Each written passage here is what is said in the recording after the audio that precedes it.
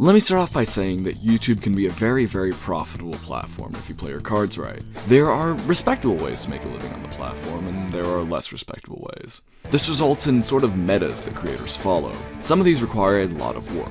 For example, in 2021, when icebergs dominated YouTube, many creators started making videos in that format, and were very, very successful for it. However, to make a good iceberg video, a lot of research and effort was required, leading to many people to hop onto the bandwagon, but in result, they produced some pretty decent content. However, recently, a genre of content has become incredibly profitable. But unlike iceberg videos, these videos have zero value in terms of entertainment, information, or quality. This is YouTube's slop problem.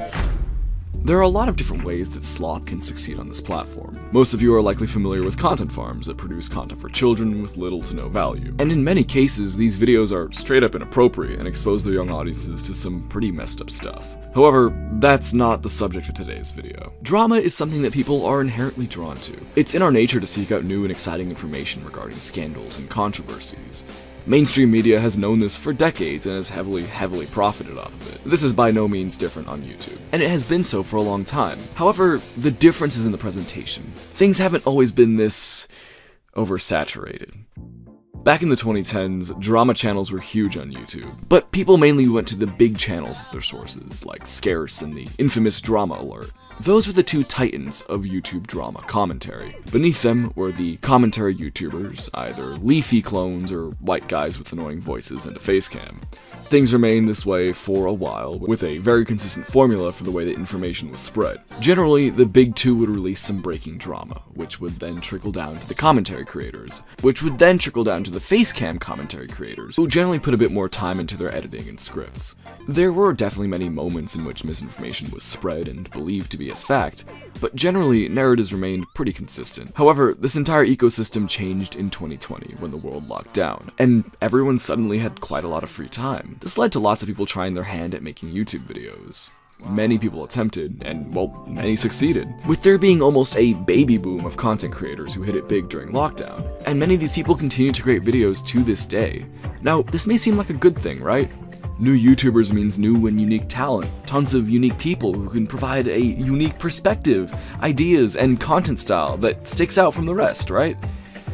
Right? Well, sure, some people fit this criteria. However, many creators have fallen to create commentary slop. And it doesn't take some galaxy brain genius. Man with 300 million subscribers, he's got a burger business, a chocolate bar company. Yeah, I think we might actually have the first YouTube scholar on our hands here.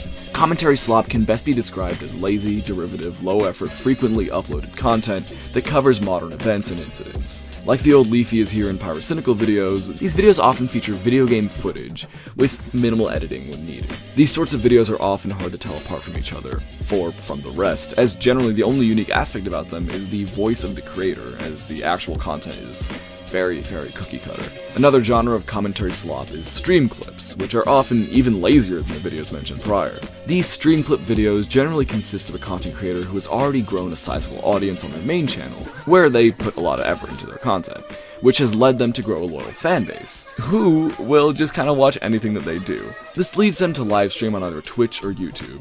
Those streams, who are often multiple hours in length, then get chopped up into different segments per topic, given minimal editing, and then shipped out as a fresh new video. Oftentimes, these videos are just reaction videos in disguise, as generally the creator kind of just watches the video, pauses the video every 10 seconds, spat out some opinion related to what they're watching, or hell, just go on some completely unrelated rant spurred on by someone donating or a popular message in their chat. This leads to these videos to be almost impossible to watch, as they're so long and, well, pointless. I actually have an exact example that I'd like to use. On June 25th, 2024, I released a video about the word unalive and the absurdity of self-censorship. Since negativity thrives on this platform, the video did really well, and was seen by tons and tons of YouTubers, including the one and only Pyrocynical. For those unfamiliar, Pyro is a YouTuber who's been actively making videos for a long time, with him originally making Leafy is Here gameplay commentary style videos, but eventually switched to a more varied content style,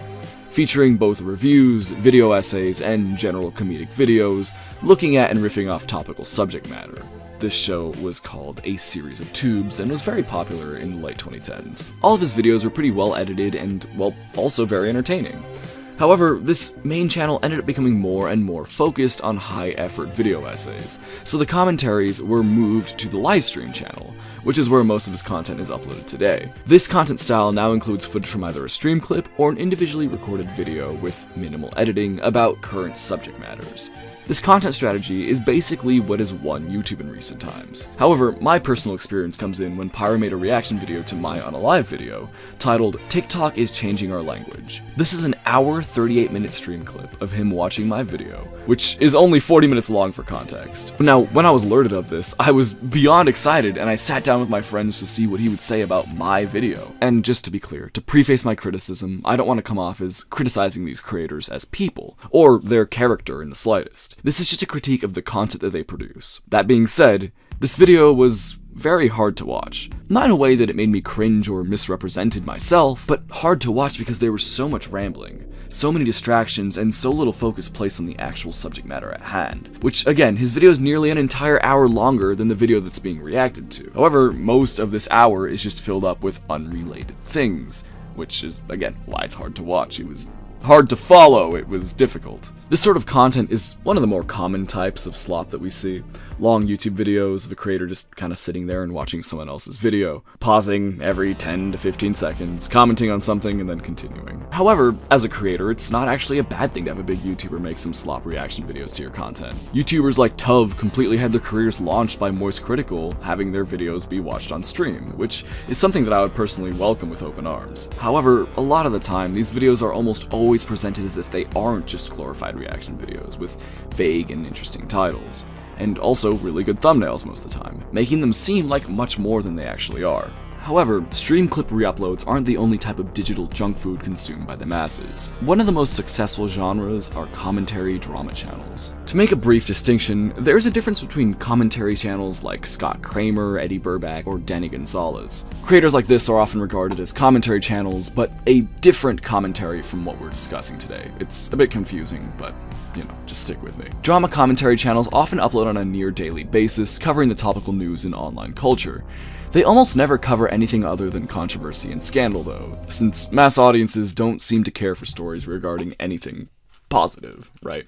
These channels are often in a mad dash to be the first to cover something topical, whether or not their information is correct, and also whether or not there's actually any additional information. They'll still cover the same topic over and over and over and over and over and over again until they can no longer profit from it, leaving them to switch up to the most hot topic. These channels come in all shapes and sizes, with legacy YouTubers like Moist Critical and Some Ordinary Gamers being at the top of the quality food chain. Beneath them, creators from the 2020s baby boom reign supreme, often being young men with a pretty deep understanding of current internet culture. These videos are often minimally edited, with video game gameplay serving as the majority of their visuals, with it sometimes switching to footage critical to the narrative, or the creator's avatar or profile picture. Oftentimes, these videos follow a very, very loose script, and in some cases, no script at all, with the creator just kind of recapping someone else's video on the topic at hand, while giving it sparse personal opinions and commentary.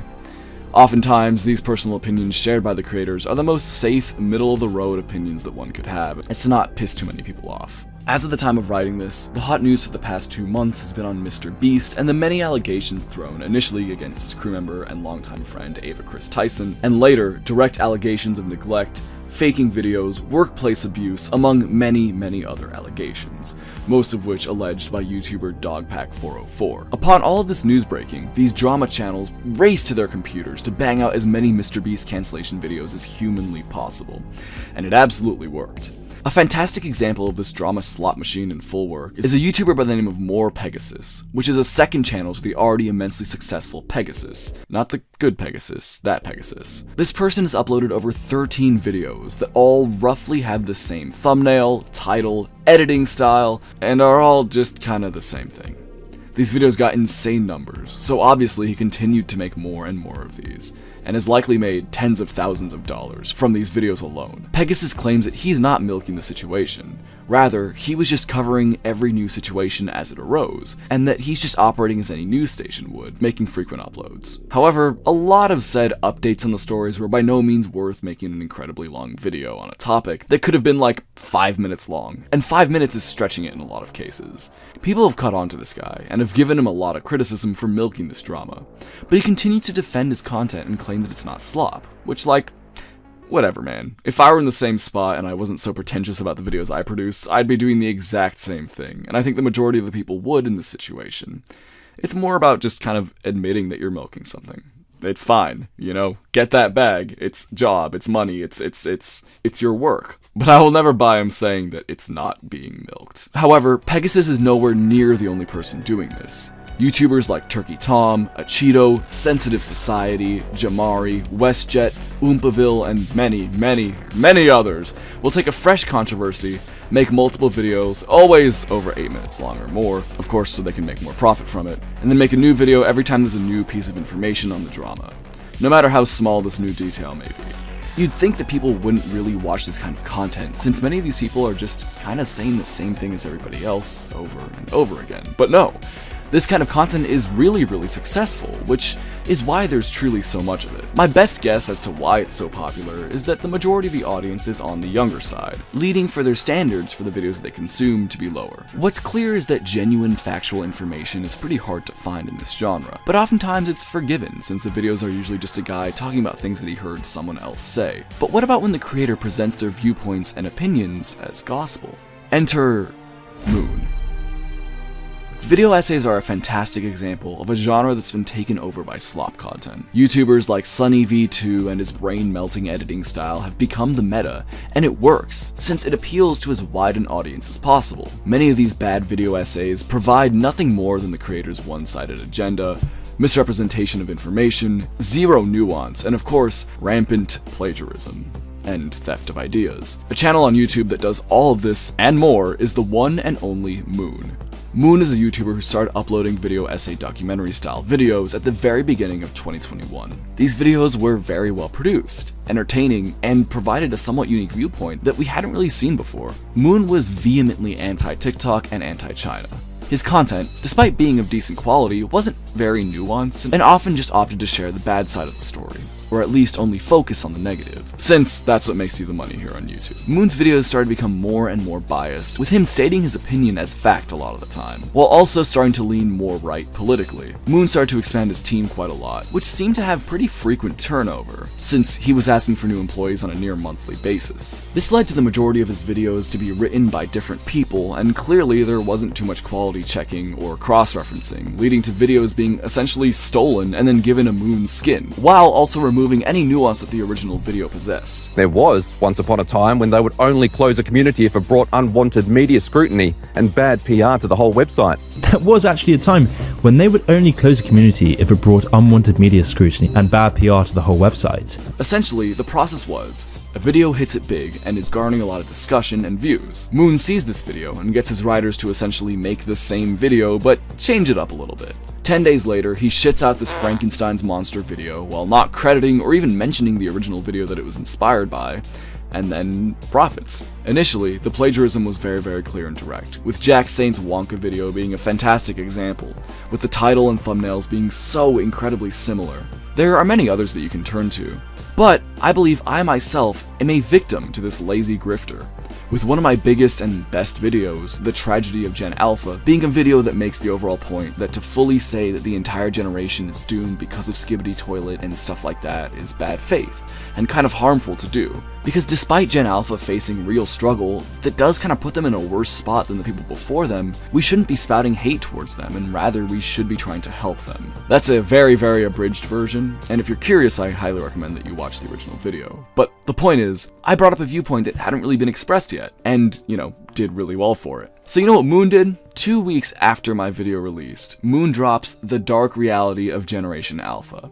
where Moon talks about Gen Alpha and makes very similar points in a very similar order as to what I did. And because nuance is a foreign concept on the Moon channel, he completely removed any of the positivity and hope that my video had, while still including some of my talking points that were leading to the positivity and hope. Moon has over 4 full-length videos talking about Gen Alpha, but they're all basically the exact same thing, whining about how kids are doomed and all of the bad evils in the world that are making them doomed, while not providing anything new to the conversation and just spreading fear. He gives no solutions, doesn't try to help, there's truly nothing other than negativity, which is one of the main points against this man. He fearmongers like no one else, only provides one side of the argument, and despite all of that, he treats his word as gospel, literally referring to himself in terms of the Matrix. He has all of this pseudo-intellectualism, and he doesn't even pronounce the words from 1984 correctly. Oceania. And Oceania. Oceania has... Oceania? Oceania. Not Oceania. I don't know how you can miss this. Are you deaf as well as stupid? Like, come on. If you're gonna say everything in the modern world is literally 1984, maybe you read the goddamn book and do more than just reference the movie. Moon is also a massive hypocrite, complaining about how short attention span editing and content is making people dumber and less independent thinkers, while his editing is super overdone, fast-paced, flashy, and his content doesn't encourage independent thought at all, since he represents everything that isn't his argument as false. Moon is truly one of the worst video essay slop channels, but for some reason, he dodges a lot of criticism, with the prior mentioned Sunny V2 receiving most of the hate. They both suck, but Moon sucks so much worse. However, the main thing to learn from Moon is that you truly do not need to have good, insightful content to capture the masses. You need to rile them up emotionally and leave them drooling at the mouth with super visually stimulating editing. If you make people scared, they're more likely to stick around, and if you make people angry, they're more likely to stick around as well. And if you get a bunch of scared and angry people and then represent yourself as some sort of modern-day philosopher, that's the perfect concoction for making disgusting amounts of money on this platform. If you couldn't tell, I really don't like this clown, and I want to make a full-length video on him, going into all of his manipulation tactics, hypocrisy, and of course, plagiarism. If you want to see that video, let me know in the comments, and like this video while you're at it, since I need to make sure people actually really want to see this before I risk my own standing as a creator to make it. Regardless, it should be clear to you now that Slop takes up a lot of different forms here on YouTube. But unlike Moon, I don't want this to just be my perspective.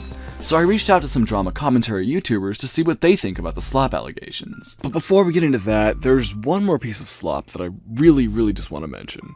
Another form of this slop content that I've seen a lot is cartoon channels that make these AI-generated kind of recaps of episodes and things that happen in them, and they always use the same type of thumbnail. That being this incredibly bland white background with a character and then some text next to it. I'm so incredibly sick of this, and I see it everywhere, and the worst part is that it works. These videos have a ton of views, and that pains me. It's painful to see this, honestly. And I'm personally someone who is very subject to injury, unfortunately. Which is why I'm actually very happy to have partnered with Morgan & Morgan, America's largest injury law firm. Here's the thing.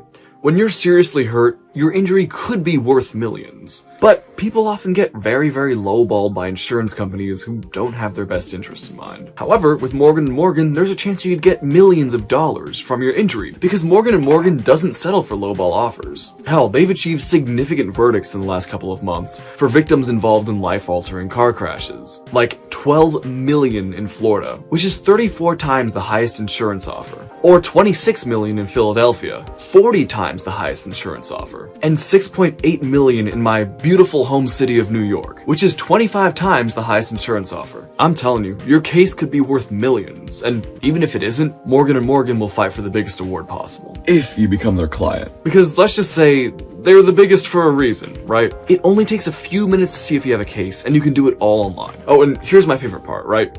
Their fee is absolutely free unless you win. There are zero upfront costs. Essentially, they'll only get paid if you get paid. You can click the link in the description and go to www.forthepeople.com/Raymundo. And a massive thank you to Morgan & Morgan for sponsoring this video. So I'm here with the one and only Sensitive Society to get his opinion on everything that's being talked about. Hi, thanks for having me. Appreciate you. What is it like to make drama commentary? What is the creative process and the research and all those sort of things? Truth be told, to get a little backstory, the reason why I have a channel in the first place is because I really like the idea of just a random guy saying whatever's on his mind. I'm just an everyday guy who sees something and he's interested in the topic, whatever it is, whether it's something serious or goofy like we're seeing with KSI and Lunchley and everyone treating it like it's World War III, and I think it's hilarious. It's not that serious. No, it really ain't that deep. You know what I mean? Yeah. I'm wondering also, what is the research process like for these videos? Whatever situation's going down, whether I see it on Twitter, Reddit, whatever, then I start looking into where it's coming from and trying to make sure I have the story as accurate as possible. If it's something on Twitter, I just don't read the headline and I grab my microphone and get to it. Right. I try to look into it, look for other tweets, similar tweets, and then Google that and then see if there's articles written about it. Just trying to cover everything, and there's always two sides to a story. How do you feel about the Slop label? Does it hurt your feelings, or are you just kind of like, it's a job, or I don't know, what's your input? Really doesn't hurt my feelings, to be honest. I do think, I don't want to sound like the nerd emoji here, and be like, technically, guys, but I do think there's definitely some channels out there that are like the definition of flop, and I know that's rage coming from me, but I don't know, I think there's a difference, and between, I guess, channels like Pyro or me or Critical or whoever else, and then there's like an other subgenre of channels that is no different than the brain rot channels that they talk about. How much time does it generally take to make a sensitive society video? So nowadays, because they're longer and I don't upload every day, it takes a little longer from start to finish, probably like 2 to 3 hours. Okay. Yeah, and that's once I have the topic locked down, because I'm usually looking for a hot minute. Yeah, so once I have a topic locked down, then from start to finish, it probably between 2 to 3 hours. Gotcha. Awesome. Well, I think that's all my questions. Thank you very much. Oh, of course, appreciate you, dude.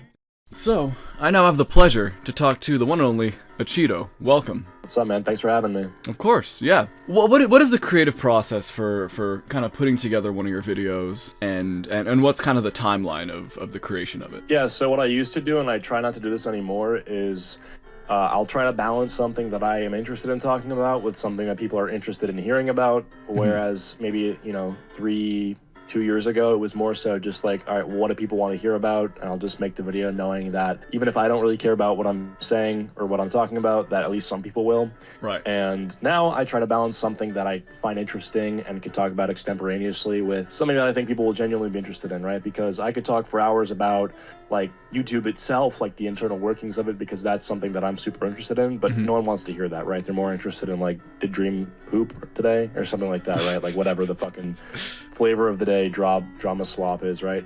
But at the same time, right, I don't really want to talk about the dream pooping stuff anymore. I want to talk about like, stuff I actually find interesting. Right. And just finding that balance, So that's sort of like my creative process, right? So you've incentivized more so what you actually want to put out rather than just only what audiences want to see, essentially. Yeah. I also want to ask too, how do you feel about the label of slop that is often thrown around? Do you feel it's an accurate descriptor, or do you think it kind of, isn't exactly that? Well, when people say it, I think a lot of people don't, they don't mean it to be rude or anything. Yeah. And so I never take it as, like, personal. Like, I never care if someone's like, oh, that's slop. Like, who gives a fuck, right? Do I think it's accurate? I think it depends, because I think every channel is different. But, overall, like, there are things that I think that there's a list with boxes that you check, and the more boxes you check, the more, I guess, slop you can be considered. I think as time's passed, I've unchecked some of those boxes. Like, I've sort of made the goal to shift away from gameplay, which I think a lot of people use because it's easy. They can like basically maximize the time between when the headline drops and when their video comes out by using gameplay. Yeah. And I've tried to basically not have that pressure of like, I have to be the first to a topic. Like I can sort of talk about things that are older or newer, depending if I want to. So I like try to do face cam and stuff now. But I mean, overall, am I like still a slop channel? Do I still talk about things that are menial and, useless? And are my videos like essays that are well edited and well thought out? I don't have a script, a lot of it's just off the dome. So yeah, I guess it's fairly accurate. I'd say it's like 70% accurate for my channel. Gotcha. Then obviously for some it's like 80-90%. For some it's like 50-40%. But yeah, I mean, I don't care. Like I don't get offended by it. Mind. Yeah. Okay. Yeah. So it's not out here hurting your feelings and stuff like that. Not one bit. No, I don't give a. Good. Because I people think still like it. I mean, like I think the best comparison I've ever heard, and I don't know who made this, but this was actually said about like React content, like Asmongold sort of stuff. Yeah. But I think it still sort of applies to like commentary and whatever, is that it's sort of fast food content, and there's a market for that. Like in the restaurant world, in the world of cuisine, there are places you'll go to on a nice night to get dressed up for your anniversary for, like Michelin food. And then there's 3 a.m. food when you're fucking stoned that you can get on DoorDash, and it's like you know, they all serve a purpose. It's hard to compare one to another because they serve different purposes. Yeah. And the best way I can put this is like, there's certain YouTube videos that you're doing a disservice to by watching them on your phone. Like, you should be watching them on your television. Yeah. My videos are not like that at all. They're meant to be watched when you're like on the bus ride home from school on your phone and there's an argument in the background, but you use headphones to drown it out, right? Like, it's not high quality, you know, and I don't care, but it's like, I certainly wouldn't get offended by it. You know, I know what my role is in the YouTube ecosystem, and I think other people should as well, you know? That's interesting. I like that you know your niche, right? That's a good perspective to have. Great, awesome. Thank you so much, man. I think that's all my questions. I really appreciate it. Yeah, of course. One of the main things that inspired me to make this video in the first place was the treatment of the recently discovered predator, Smart Schoolboy 9. For those who aren't aware, there was a Reddit thread discussing an odd ring of Instagram accounts that all seem to be owned by the same man. These accounts posted really odd imagery of seemingly AI-generated children in some oddly compromising positions. Most of the posts had this incredibly weird and creepy style, which led people to believe that it was some sort of internet horror ARG. But unfortunately, this is not the case. This individual was soon found, with his actions and posts clearly being that of his fetish, including lots of schoolboy imagery alongside go-go boots of all things. This man's actions became more and more disturbing as people learned that he's actually tried to reach out to children and spends time around playgrounds. There's much more to this story, but that's just kind of the main parts of it. No one would really know about this if not for YouTuber Nick Crowley's video on the matter, which did incredibly well. Usually when someone in this internet horror niche does really well, others within the niche will try to make videos on the same topic. But this time, Nick's video breached the niche, and the story was picked up by more and more people, and eventually the commentary community got a hold of it and started making videos on the topic. Now before I continue, I just want to make my point clear, since this is going to be following my opinion. When it comes to a predator like Smart Schoolboy 9, I don't think it's particularly a good idea for people to talk about him so willy-nilly, like he's just some other piece of internet drama. To me, this kind of normalizes the topic and makes it far less serious. Something that tends to happen a lot when an internet celebrity gets exposed for doing horrible things regarding children is an influx of memes that are made making fun of these people.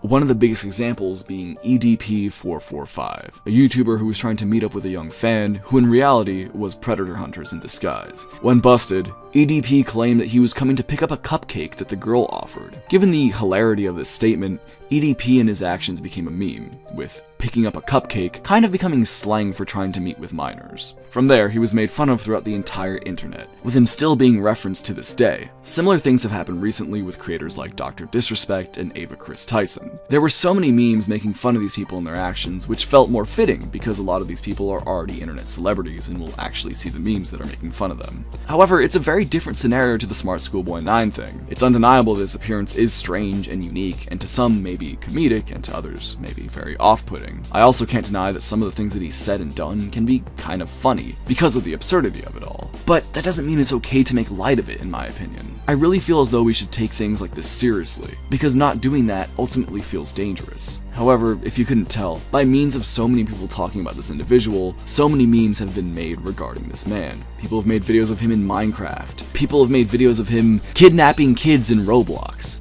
And hell, people are cosplaying this guy. This spreads him and his image further and further until now he's become almost just another piece of internet brain rot. It's especially bad when it's someone who preys on children, because now we've seen children go out of their way to hunt this man down and find him, which I don't think I even need to try to explain why that's a bad thing. As I write this, Smart Schoolboy 9's image has spread more and more, and the genuine sins of his actions have become watered down and made into a joke, with tons of YouTubers who never covered this sort of thing making a bunch of videos on him, since they do well. Another example of this that's not fully related to YouTube Slop is the insane amounts of jokes coming from young children regarding Diddy parties. Like, the fact that such an evil and horrifying person has become within the same ranks as John Pork and Kai Cenat is disturbing to me on a deep level, and I don't know why no one else is talking about it. Anyway, that's its own side tangent, and I won't waste your time with that. My point is, this weird trend of making videos on Smart Schoolboy 9 hasn't really led to anything other than mass awareness, which can definitely be argued as a good thing. However, we're still giving this horrible man tons of attention, which, judging by his post history, is part of what gets him off. So it's really, really disturbing and just feels overall off. This is not, and absolutely will not be, the last time that repulsive individuals get a bunch of attention for the monetary gain of others. Ultimately, slop is incredibly easy to produce, and you don't need to be creative. You don't need to say anything new, you don't need a personality, and you don't even need a script. But at the end of the day, you really can't blame the individual creators. They are getting the bag, they're doing what works, and it doesn't really matter what I think about it. People are watching, and they want to see this content. Like, as long as your title says something along the lines of, the insert controversial figure situation is insert interesting adjective, and your thumbnail has the topic's face, slightly edited to look worse with a bright background and crazy drop shadows, and maybe even a black bar around their eyes with some text on it, you're set to go. It really honestly makes me kind of sad that this is all it takes anymore. YouTube's success used to be a very, very difficult thing to achieve, and granted, it still absolutely is, but this meta is effective like nothing else. However, unlike the fidget spinner Among Us 3 AM slop of the late 2010s, this content just feels kind of cynical. So much of this drama is just toxic and unnecessary, with small things getting blown out of proportion for the sake of content and, well, money. You might watch this and just think that I'm jealous, and yeah, I absolutely am. Here, check this out. This is what a timeline looks like in an average Raymundo 2112 video, and by proxy, like an average, high quality video essay. This layer here is sound, and the top one is imagery. This is what the average drama commentary video looks like. I need to look at this and remove myself from the equation since I will absolutely be biased, but god damn, the discrepancy is crazy. I know a lot of these communities will likely see this, so feel free to make the obligatory Raymundo 2112 situation is crazy video. I'll be waiting. Now, of course, the question that must be asked is, how do we fix this? Is there any chance that slop will no longer be profitable and then we can see a return to more high quality content? Well, unfortunately, it's not really a simple situation. However, I can offer you some solutions. If there's some spicy drama that you're interested in going on the internet, I suggest you do your own research and learn the information from the source. For example, with the MrBeast drama, most of these slop videos are made covering Dogpack's video. So basically, you're provided with two options.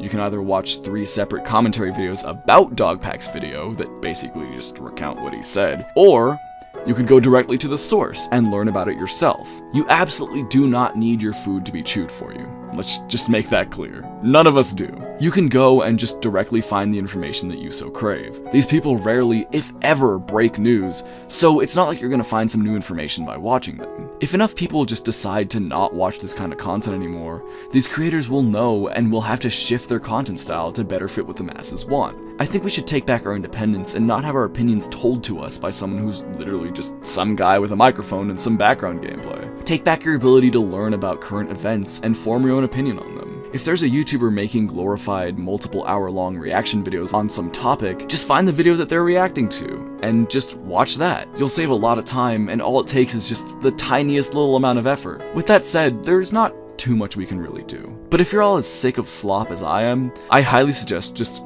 not watching or supporting it. Support small, hardworking YouTubers, since we need all the support that we can get. If you like what I make, check out creators like Jaden Salads, Lula Loopsy, Izz, Strange Eon, Scumbagovich, John X Woodcat, Debunk File, Maverick Files, Swanene, The Beak, or any of the other hardworking, honest, high-effort, independent YouTubers that are out there. You will not regret it. I don't really have too much more to say, other than a huge thank you to the people who came out and shared their opinions. Huge thanks to today's sponsor, and thanks to you for watching all the way. I've been Raymundo 2112, you've been a great audience, and keep slopping on.